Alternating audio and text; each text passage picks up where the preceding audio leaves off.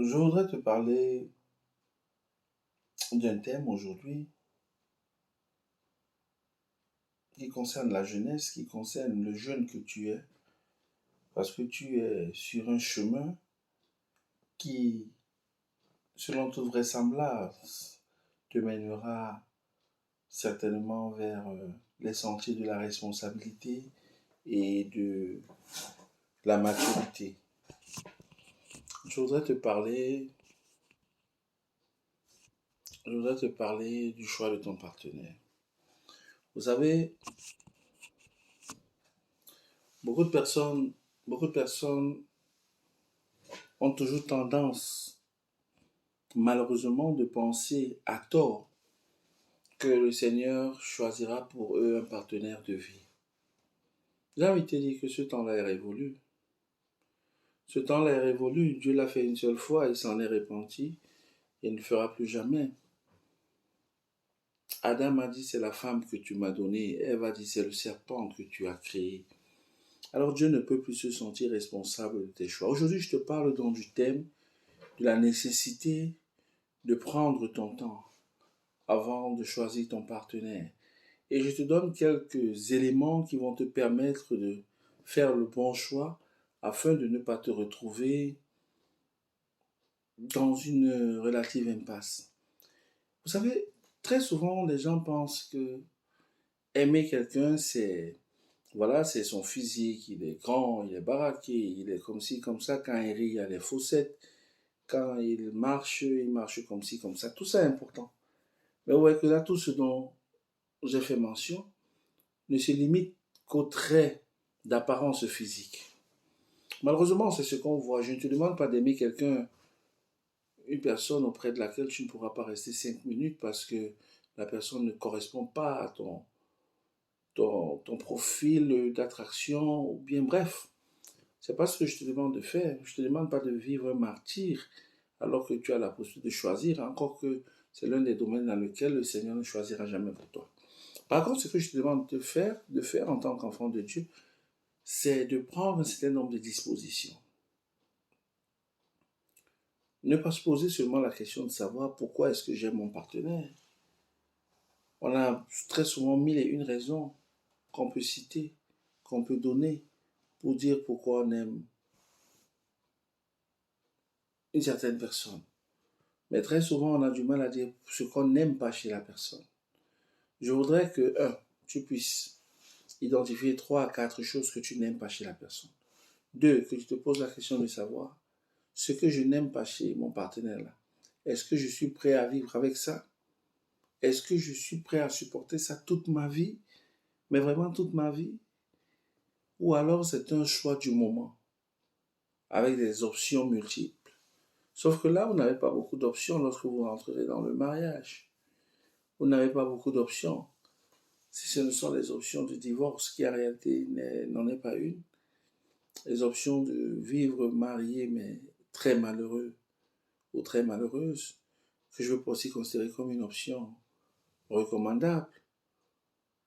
Et puis vivre tout simplement pour faire plaisir aux gens, maintenir les apparences pour faire plaisir aux gens et vivre le martyr.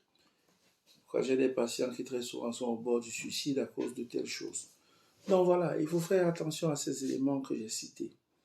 Mais bien au-delà de ça, un homme qui prend une femme, c'est un homme qui est capable. Vous savez, quand Adam a pris Ève, quand le Seigneur a porté Ève dans la présence d'Adam, Adam était en activité. Je ne dis pas qu'on ne peut pas avoir des projets de mariage quand on est étudiant, par exemple. Mais ce que je dis, c'est que Adam était en activité. Adam avait un projet de vie. Bien aimé, si tu es un jeune homme et que tu n'as pas de projet de vie, la femme qui vient comme une aide, qu'est-ce qu'elle apportera? Qu'est-ce qu'elle viendra fructifier dans ta vie si tu n'as pas de projet de vie? Qu'est-ce qu'elle viendra booster dans ta vie s'il n'y a pas déjà une semence? Je voudrais, jeune, que tu ne te concentres pas à chercher une femme, mais que tu te concentres à devenir une personne de valeur, que tu développes un projet de vie qui soit si absorbant, si passionnant, si prodigieux que la femme qui entrera en contact avec toi cherchera certainement à t'accompagner dans ce projet-là sans que tu n'aies même à forcer. Évidemment, elle peut avoir d'autres aspirations et tout. Vous trouverez avec le temps un moyen de jumeler, un moyen de concilier les deux aspirations. Toujours est-il qu'il faut qu'elle épouse le potentiel que tu as.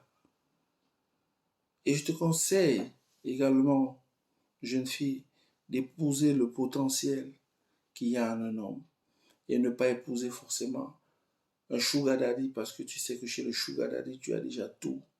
Il faut bâtir quand c'est possible avec l'homme de sa vie. Parce que là-dedans, vous ferez des erreurs. Mais croyez-moi, si la fondation est solide, vous résisterez même aux intempéries les plus violentes. Euh, donc pour finir et pour terminer, je voudrais juste te dire, ne te précipite pas dans le choix de ton partenaire, de ta partenaire. Le plan de Dieu, s'il est avéré que le plan de Dieu, c'est que tu sois en couple, que tu aies une vie de famille, je te demanderai de prendre beaucoup de temps, de bien observer, de ne pas laisser libre cours à tes émotions, parce que l'émotion traduit très souvent les désirs de la chair qui sont très souvent également contraires à ceux de l'esprit. Je ne te demande pas d'attendre la révélation de Dieu pour savoir quel est l'homme ou quelle est la femme que tu dois épouser. Ça arrive quelquefois, oui. Dieu a demandé, a osé d'épouser une prostituée. Ça peut arriver que le Seigneur met des gens dans des situations pareilles. Mais en général, c'est parce qu'il a un plan tout fait. Il a un plan précis. Je voudrais te dire aujourd'hui qu'il y a un scénario pour ta vie. Retrouve ce scénario et tout ce dont tu as besoin pour exécuter la pièce de théâtre, pour exécuter le film de ta vie dont tu es l'acteur principal. Tu retrouveras ça dans le scénario de ta vie. Rapproche-toi du Seigneur, pose-lui les questions, cherche à connaître sa volonté pour ta vie. En le faisant, il introduira dans ta présence une femme, où il te guidera vers celle-là qui doit être ta femme. Et lorsque tu la verras, elle étant aussi dans un projet de réalisation personnelle, trouvera en toi le complément parfait. Ensemble, vous cheminerez. Si vous avez des questions, posez-les. Que le Seigneur vous bénisse. Shalom.